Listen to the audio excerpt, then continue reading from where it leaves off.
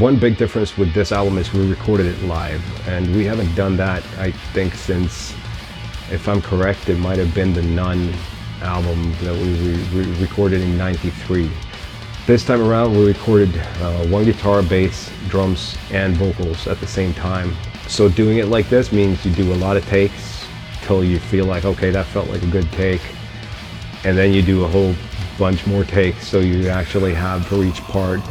So it's not about playing live, isn't necessarily using one take for the whole song, but it's not editing anything. So you choose takes, like the verse from this take, the chorus from this take, and so on.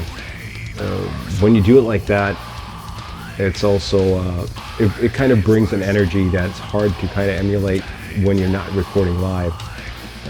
It's more of like, this is what you have to deal with, this is what you recorded, this is what you got to deal with. And previous albums, Koloss, Madsen, going back years and years, we used all digital gear for recording bass and guitar, for example, where you're basically just recording a clean signal that you can reamp and go back and tweak and do anything you want pretty much after the fact. And we didn't want that either for this album. We wanted it to we wanted to get something more organic going, and Frederick, one of the guitar players in the band, he's been over the last few years really kind of buying a lot of like older heads and the kind of guitar sounds that we grew up listening to with like Mesa Boogie amps, Marshall amps, Orange, just to mention a few. So this time around, there was one guitar room with like 6 cabinets, 6 heads, every cabinet mic'd. So you had the option of like mixing whatever amps you felt like was the right sound for this particular song. And bass was the same thing, like an old Ampeg SVT amp, 810 cabinets, and everything cranked. Same thing with the guitars, like really just play it loud, because that's usually where like tube amps sound the best, is when you crank them.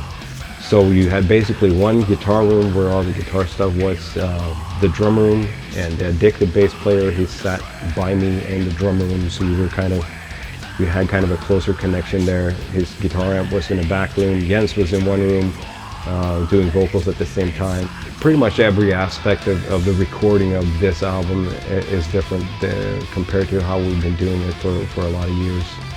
For you guys, when you listen to the album, and maybe you hear, there's, at least to me, there's